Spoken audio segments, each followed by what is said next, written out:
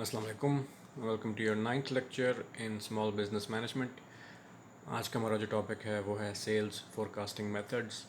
Previously हमने discuss किया था मार्केट रिसर्च कि जब आप बिज़नेस प्लान में कस्टमर फीडबैक ले रहे होते हैं और मार्केट के बारे में एनालिसिस कर रहे होते हैं, तो उसका एक इम्पॉर्टेंट जो उसकी रीज़न है वही है कि आप फोरकास्टिंग करना चाह रहे होते हैं उस डेटा की बेस पे, और ख़ास तौर पे सेल्स फोरकास्ट करना चाह रहे होते हैं कि फ्यूचर में शॉर्ट रन में या लॉन्ग रन में कितनी सेल्स आप एक्सपेक्ट कर सकते हैं कि होंगी मार्केट में। उसकी बेस पे फिर आगे जाके प्राइसिंग स्ट्रेटजीज़ भी डिफ़ाइन हो सकती हैं, कॉस्ट ऑफ प्रोडक्शन और ब्रेक इवन, ये सारी चीज़ें जो हैं बेस्ड ऑन सेल्स आप कर सकते हैं। और प्रोडक्शन एंड पर जो हैं बहुत से डिसीजंस जो हैं वो इस बेसिस पर हो सकते हैं, वेयर हाउसिंग के लिहाज से, ट्रांसपोर्टेशन के लिहाज से, बजटिंग के लिहाज से। तो ये एक इम्पॉर्टेंट टॉपिक है कि फोरकास्टिंग जो है वो कैसे की जा सकती है एग्जिस्टिंग डेटा के साथ, जो मार्केट में हो सकता है आपके पास एक्चुअल सेल्स डेटा है, या फिर अगर आप इमेजिन कर रहे हैं तो उसके लिहाज से भी। हम अभी जो एग्जांपल्स डिस्कस करेंगे वो सारी एक्चुअल सेल्स डिमांड की बेस पे होगा। ओके जी, तो मुख्तलिफ़ किस्म के हमारे सामने आएंगी टाइप्स सेल्स फोरकास्टिंग की। सबसे जो कॉमन है वो कस्टमर सर्वे है, जो हमने प्रीवियस लेक्चर में भी इसको एक ओवरव्यू डिस्कस किया था इसका, कि हम जो इन्फॉर्मेशन हासिल करते हैं फ्रेश डेटा, उसको प्राइमरी डेटा भी कहते हैं। उसकी सबसे कॉमन जो एक तरीका है वो है क्वेश्चनर सर्वे के ज़रिए। आप एक क्वेश्चनर बनाते हैं और अमूमन जो वो क्वेश्चनर होता है उसमें 5 ऑप्शंस होती हैं आंसर्स के लिहाज से। इसको क्लोज एंडेड सर्वे भी कहते हैं क्योंकि उन 5 ऑप्शन से बाहर वो आंसर नहीं दे सकता कस्टमर। क्लोज एंडेड रखने का फ़ायदा ये होता है कि इसको मेजर करना ज़्यादा आसान होता है ओपन एंडेड क्वेश्चनर के मुकाबले में। अगर आप सवाल पूछें और उसके नीचे आप ब्लैंक स्पेस छोड़ दें तो कस्टमर अपनी मर्ज़ी से उसमें ऐड तो कर सकता है ओपिनियन, और वो इस्तेमाल की जा सकती है एज अ स्टार्टिंग पॉइंट, ख़ास तौर पे अगर एक्सप्लोरेटरी रिसर्च की जा रही हो। लेकिन जो मकसद है क्लोज एंडेड का वो ये है कि जो ये 5 ऑप्शंस हैं इनको मेजर करना सॉफ्टवेयर के लिए आसान होता है क्योंकि हमने नंबर्स असाइन किए होते हैं इन 5 ऑप्शंस को। जो ये अग्री और डिसएग्री वाले ऑप्शंस होते हैं इसको हम लिकर्ट स्केल कहते हैं, 5 पॉइंट लिकर्ट स्केल, क्योंकि इसमें 5 ऑप्शंस हैं। इसकी मिसाल एक नीचे गिवन है, स्टेटमेंट गिवन है जी। Example, academic dealing is a useful form of education that aligns providers prescribing behaviour with evidence based practice. अभी एक स्टेटमेंट है जिस शख्स के लिए लिखा गया है वो आगे इसके साथ स्ट्रांगली डिसएग्री कर सकता है, डिसएग्री कर सकता है, न्यूट्रल रह सकता है, यानी कि ना वो एग्री कर रहा है स्टेटमेंट के साथ ना डिसएग्री, एग्री या स्ट्रांगली एग्री भी कर सकता है। और जो नीचे ऑप्शंस गिवन है 1 2 3 4 5, उनमें से किसी एक को वो सर्कल करे या टिक कर दे तो उसकी हमें जो प्रेफरेंस है वो हमारे सामने आ जाएगी। अगर पॉपुलेशन साइज़ छोटा है जिसको हम स्टडी करें तो हम सेंसस करेंगे, अगर पॉपुलेशन साइज़ बड़ा है तो हम उसके लिए एक नुमाइंदगी के तौर पे एक सैंपल लेंगे और सैंपल को हम ये सर्वे जो है वो सर्कुलेट करेंगे। तो ये एक सबसे कॉमन जो एक तरीका है इंफॉर्मेशन हासिल करने का सेल्स के लिहाज से वो एक ये है। ऑब्वियसली जो स्टेटमेंट गिवन है ये सेल्स से रिलेटेड तो नहीं है, लेकिन सेल्स से रिलेटेड कोई भी स्टेटमेंट हो सकता है, लाइक्स एंड डिसलाइक्स के लिहाज से हो सकता है, कस्टमर प्राइस को ज़्यादा प्रेफर करता है या क्वालिटी को ज़्यादा प्रेफर करता है या सहूलत को ज़्यादा प्रेफर करता है, कस्टमर की और क्या रिक्वायरमेंट्स हैं नीड सेटिस्फेक्शन के लिहाज से, वांट्स के लिहाज से, राइवल फर्म्स को अगर वो परफॉर्म कर रहा है तो को प्रेफर कर रहा है तो क्यों कर रहा है प्रेफर। तो ये सारी चीज़ें जो है इनके मतलब क्वेश्चंस जो हैं वो आप पूछ सकते हैं कस्टमर से। That is one way. उसके बाद सेकंड जो है वो है एग्जीक्यूटिव ओपिनियन। एग्जीक्यूटिव ओपिनियन से मुराद है कि जो आपके सीनियर मैनेजर्स हैं, मार्केटिंग मैनेजर्स और सेल्स मैनेजर्स, उनका एक्सपीरियंस इतना होता है मार्केट से रिलेटेड कि वो ख़ुद भी पेशन गोई कर सकते हैं बेस्ड ऑन एक्सपीरियंस। इसको हम कहते हैं मैनेजरियल एस्टिमेट।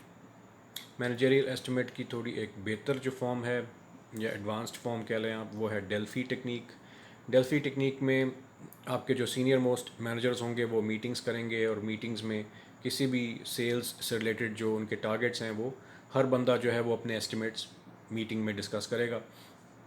हो सकता है कि एक शख्स जो है उसके नज़दीक सेल्स फिगर जो है वो 100 के लिहाज से है, एक के लिहाज में एक एस्टिमेट में 150 यूनिट सेल होंगे एक वीक के अंदर, और एक तीसरा मैनेजर उसने क्या उसका एस्टिमेट है कि 90 होंगे। तो अब ये 3 ऑप्शंस हैं और इन तीनों को कंसिड्रेशन में लिया जाएगा। उस पूरे प्रोसेस के अंदर जितने भी जूनियर मैनेजर्स इन्वॉल्व हैं और जो वर्कर्स इन्वॉल्व होंगे उनको इस डिसीजन मेकिंग में शामिल किया जा सकता है। जो ऑप्शंस हैं उनके जो स्ट्रॉन्ग पॉइंट्स, नेगेटिव पॉइंट्स हैं, वो आप डिस्कस कर सकते हैं। ये सारा जो एक मेमो बनेगा वो सर्कुलेट होगा, मिडिल मैनेजर्स को जाएगा, फर्स्ट लाइन मैनेजर्स को जाएगा, और वो उस पर वोटिंग एक तरह से वो करेंगे कि कौन सी ऑप्शन बेहतर है। लेट्स से जी आउट ऑफ द 3 ऑप्शंस जो सबसे कम जिसको वोट मिले वो 90 यूनिट सेल वाली जो ऑप्शन थी उसको मिले हैं। अब पीछे सिर्फ 2 ऑप्शंस रह गई हैं, एक 100 की ऑप्शन और एक 150 की ऑप्शन। तो वो दोबारा से प्रोसेस किया जाएगा ताकि आपको बिल आखिर एक ऑप्शन जो है वो मिले जिस पे ज़्यादातर लोग मुत्तफ़िक हों, जिस पर एग्रीमेंट हो उनकी।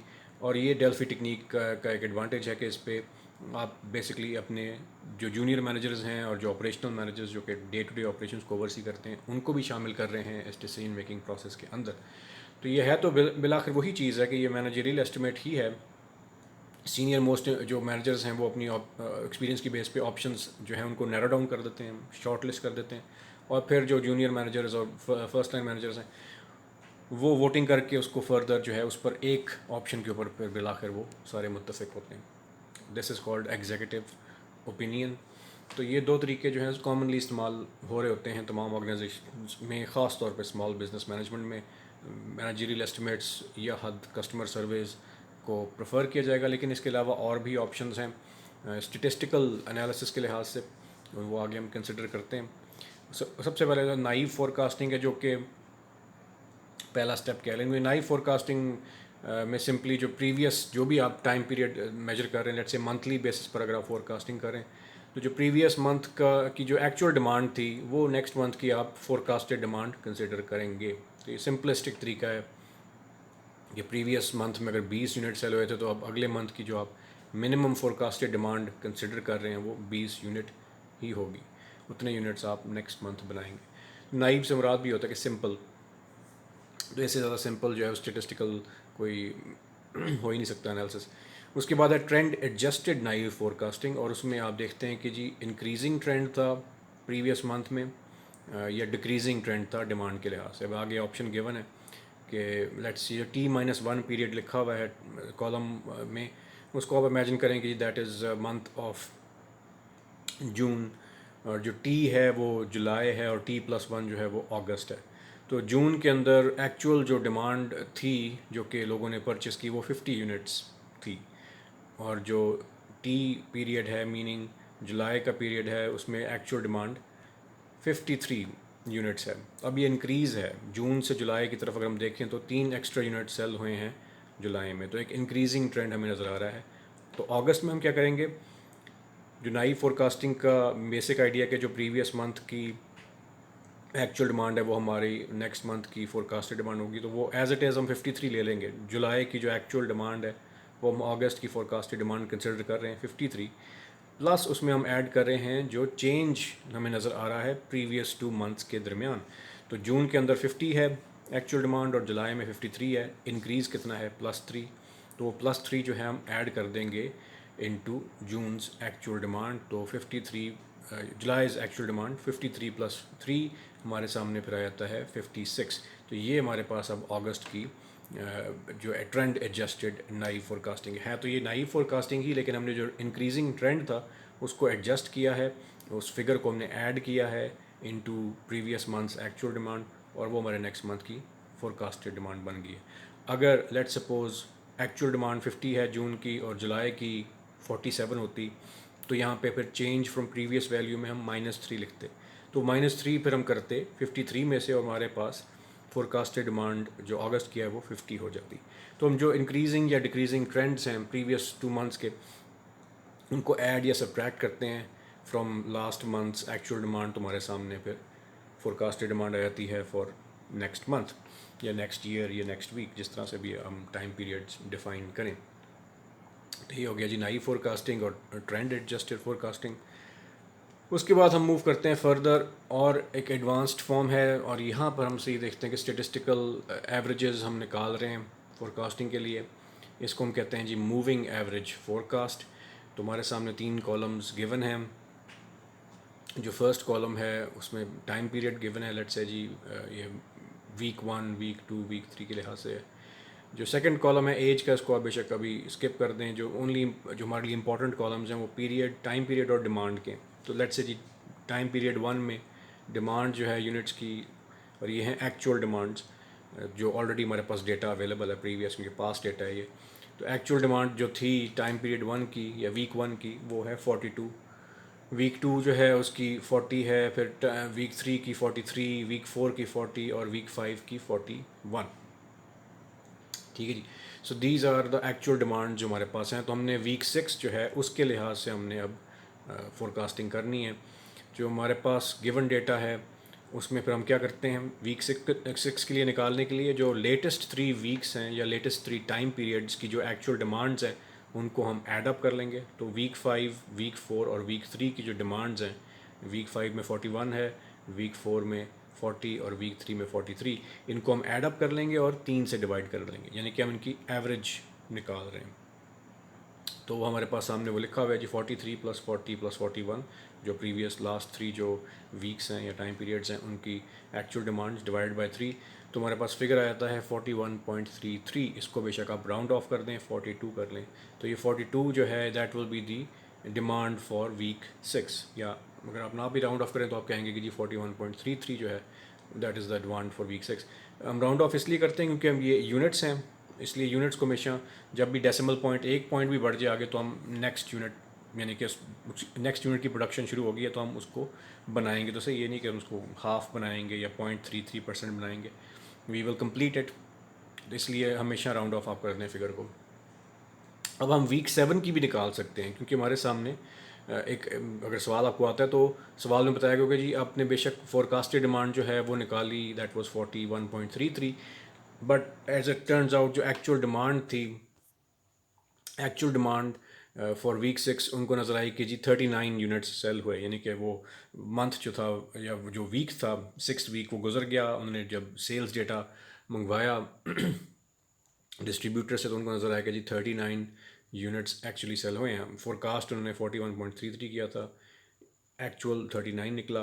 तो अब इस बेसिस पर हम लेकिन वीक 7 की जो है वो मूविंग एवरेज निकाल सकते हैं। अब लेटेस्ट वीक कौन सा है, वीक 6 39 यूनिट्स प्लस वीक 5 के 41 यूनिट्स प्लस वीक 4 के 40 यूनिट्स, क्योंकि अब वीक 4 जो है वो थर्ड लास्ट जो है हमारा वीक बनता है। तो इन तीनों को हम ऐड अप कर लें तो और डिवाइड बाय 3 कर लें तो हमारे पास वीक 7 की जो है फोरकास्टेड डिमांड आ जाती है वो है 40 यूनिट्स। तो इस तरह से ये मूव कर रहा है, एवरेज जो है वो मूव करेगा टू हमेशा द लेटेस्ट 3 टाइम पीरियड्स, और उनको आप हमेशा ऐड अप करके डिवाइड बाय 3 करेंगे ताकि आपके पास फोरकास्टेड डिमांड आ जाए। सो that is the idea of moving average forecasting. उसके बाद हम फर्दर देखते हैं जी, इसी की एक और एलेब्रेशन है, एडवांस फॉर्म है, वो है वेटेड मूविंग एवरेज। ठीक है जी। वेटेड मूविंग एवरेज में प्रिंसिपल वही है कि मूविंग एवरेज है, लेकिन हम वेट असाइन करते हैं, जो सबसे लेटेस्ट पीरियड है उसको हमेशा हम सबसे बड़ा वेट असाइन करेंगे। तो अब आगे पॉइंट्स लिखे हुए हैं। नंबर 1 है जी heaviest weights assigned to most recent value, और ये जो वेट्स होंगे ये हमेशा एड अप होंगे टू 1। आगे हम देखेंगे सवाल में कि किस तरह से ये 1 के बराबर होंगे। तो हैवीएस्ट वेट जो होगा फॉर एग्जांपल 0.4 की जो वैल्यू है वो हम असाइन करेंगे लेटेस्ट वीक को। फिर उसके बाद 0.3 का जो वेट है वो हम सेकंड वीक को असाइन कर देंगे, सेकंड लास्ट वीक को, और जो रिमेनिंग है 0.3 वो हम फर्दर उसको असाइन कर देंगे जो रिमेनिंग वीक है। सो अब सवाल गिवन है जी, given the following demand data, a compute a weighted average forecast using a weight of 0.4 for the most recent period, 0.3 for the next most recent, 0.2 for the next and 0.1 for the next। तो ये आपको weights already given हैं, और ये अब जब add करते हैं वेट्स को तो हम देख सकते हैं कि ये 1 के बराबर है। 0.4 प्लस 0.3 प्लस 0.2 प्लस 0.1 अगर आप करेंगे तो ये 1.0 के बराबर होंगे। सेकंड पॉइंट जो उसने लिखा है जी, if the actual demand for period is 6 is 39, forecast demand for period 7। अभी हमने पीरियड 6 के लिए फोरकास्ट करना है और फिर बिलाखिर हम पीरियड 7 के लिए फोरकास्ट करेंगे। तो पीरियड्स आपको गिवन हैं, टाइम पीरियड्स 1 till 4, और उनकी एक्चुअल डिमांड्स भी आपको गिवन है। अब वीक 6 की निकालनी है, वही आइडिया है हमारे जहन में मूविंग एवरेज का कि लेटेस्ट जो 3 हमारी होंगी मूविंग एवरेजेस उनको हमने ऐड करना है यहाँ पे। लेकिन वेट्स हमें 4 गिवन है तो हम 4 जो हैं वीक्स लेटेस्ट उनको हम ऐड करेंगे। तो शर्त हमेशा ये होती है कि अगर वेट्स आपको 2 गिवन है तो हम 2 वीक्स कंसिडर करेंगे लेटेस्ट, अगर 3 वेट्स गिवन है तो 3 को कंसिडर करेंगे, अगर 4 वेट्स गिवन है तो हम लेटेस्ट 4 हफ्तों को करेंगे। तो अब हैवीएस्ट जो वेट है 0.4 जो है वो सबसे हैवी वेट है, बड़ा वेट है, वो हम असाइन करें लेटेस्ट वीक को, लेटेस्ट वीक की एक्चुअल डिमांड को। तो लेटेस्ट वीक हमारा जो है टाइम पीरियड 5 है, उसकी एक्चुअल डिमांड 41 है। तो 41 को मल्टीप्लाई कर रहे हैं 0.4 से, हम देख सकते हैं F6 equals 0.4 multiplied by 41 plus जो नेक्स्ट हैवीएस्ट वेट है 0.3, उसको हम मल्टीप्लाई कर रहे हैं सेकेंड लास्ट जो वीक है वीक 4, 40 उसकी डिमांड है, उसके साथ मल्टीप्लाई कर रहे हैं। इसी तरह से हम पीछे और जाएंगे, प्लस 0.2 मल्टीप्लाइड बाय वीक 3 की actual demand which is 43 plus 0.1 का जो वेट है मल्टीप्लाइड बाय वीक 2 का की जो एक्चुअल डिमांड है which is 40 is equal to 41। तो ये फोरकास्टेड डिमांड है वीक 6 की। अब उसने सेकंड जो सवाल पूछा है वो है वीक 7 की हम फोरकास्ट करें डिमांड, उसके लिए एक्चुअल डिमांड फॉर वीक 6 उसने दिया हुआ है, पीरियड 6 का उसने 39 एक्चुअल डिमांड बताई हुई है। तो हम 39 को अब हम ऐड कर लेंगे उस कॉलम के अंदर, पीरियड 6 लिख के उसके आगे आप एक्चुअल डिमांड 39 लिखें। अब जो 39 है वो लेटेस्ट हमारा टाइम पीरियड है, टाइम पीरियड की डिमांड है। तो 39 को अब हम मल्टीप्लाई करेंगे 0.4 से, हैवीएस्ट जो वेट है वो मूव कर गया फ्रॉम वीक 5 टू वीक 6। तो 0.4 multiplied by 39 which is actual demand of week 6 plus जो 0.3 वाला वेट है अब ये मल्टीप्लाई होगा वीक 5 की एक्चुअल डिमांड के साथ विच इज़ 41 प्लस 0.2 का वेट मल्टीप्लाई हम करेंगे वीक 4 की एक्चुअल डिमांड के साथ विच इज़ 40 प्लस 0.1 का जो वेट है वो हम मल्टीप्लाई कर रहे हैं वीक 3 जो कि अब हमारा लास्ट फिगर होगा इस सीक्वेंस में, वीक 3 की जो एक्चुअल डिमांड है विच इज़ 43। तो हमारे पास आंसर आ गया 40.2, ये वीक 7 की फोरकास्टेड डिमांड है। तो इस तरह से वेटेड एवरेजेस जो हैं वो फिक्स्ड रहती हैं, सवाल में आपको गिवन होंगी एवरेजेस और वो मूव करेंगी इन द वीक्स, और लेटेस्ट हमेशा जो होता है वीक उसको हमेशा सबसे हैवी वेट असाइन किया जाता है। So this is weighted moving average. आगे एक एग्जांपल है जो कि अगर आपको सवाल आता है ये पेपर में तो इस तरह से सॉल्व किया जा सकता है। एग्जाम्पल फोरकास्ट फॉर वीक 6, तो हमारे पास वीक्स गिवन है जी 1 2 3 4 5, उनकी एक्चुअल डिमांड्स आगे मेंशन्ड हैं टेबल में। वीक 1 की एक्चुअल डिमांड 50 है, वीक 2 की 48 है, वीक 3 की जो है डिमांड दैट इज़ 54, वीक 4 की एक्चुअल डिमांड 56 और वीक 5 की एक्चुअल डिमांड 58। तो हमने सॉल्व करना है ये सवाल using all of the previous discussed techniques, यानी कि हम नाइव फोरकास्टिंग से भी सॉल्व कर सकते हैं इसको, उसके बाद ट्रेंड एडजस्टेड फोरकास्टिंग, उसके बाद मूविंग एवरेज और फिर वेटेड मूविंग एवरेज जिसमें वेट्स गिवन है 0.4, 0.3, 0.2 और 0.1। तो पहले नाइव फोरकास्टिंग देखते हैं। नाइव फोरकास्टिंग का आइडिया क्या है जी, वीक 6 के लिए हम देख रहे हैं कि जो एक्चुअल डिमांड है लास्ट पीरियड की वो अब हम वीक 6 या जो हमारा नेक्स्ट टाइम पीरियड है उसकी फोरकास्टेड डिमांड बन जाएगी। तो वीक 5 की जो एक्चुअल डिमांड है वो 58 है, तो ये 58 का जो फिगर है ये अब हमारी वीक 6 की फोरकास्टेड डिमांड बन जाएगी। सिंपल सा आइडिया। अच्छा जी, फिर हम देखते हैं ट्रेंड एडजस्टेड फोरकास्टिंग। तो actual demand of previous period which is week 5 plus the trend change. तो एक्चुअल डिमांड जो है वीक 5 की 58 है और उससे प्रीवियस जो वीक है वीक 4 उसमें एक्चुअल डिमांड 56 थी। तो इंक्रीज़ हमें नज़र आ रहा है, इंक्रीजिंग ट्रेंड है, +2 जो है वो ऐड हो जाएगा 58 में। 58 + 2 इज़ इक्वल टू 60 जो है हमारे पास अब फोरकास्टेड डिमांड है सेल की फॉर वीक 6। नेक्स्ट है जी मूविंग एवरेज। तो हमने लास्ट 3 जो वीक्स हैं उनकी मूविंग एवरेजेस लेनी है, उनको हम एडअप कर लेंगे। Week 5 plus week 4 plus week 3 इनकी एक्चुअल डिमांड्स हम एडअप कर लें। तो वीक 5 की डिमांड है 58, वीक 4 की 56, वीक 3 की 54, एडअप और डिवाइड बाय 3 क्योंकि हम एवरेज ले रहे हैं इज़ इक्वल टू 56। तो 56 जो है वीक 6 की फोरकास्टेड डिमांड है यूजिंग मूविंग एवरेज टेक्निक। और फिर है जी आखिर में वेटेड मूविंग एवरेज, इसमें वेट्स आपको गिवन है 0.4, 0.3, 0.2 और 0.1, ये सवाल में गिवन होगा।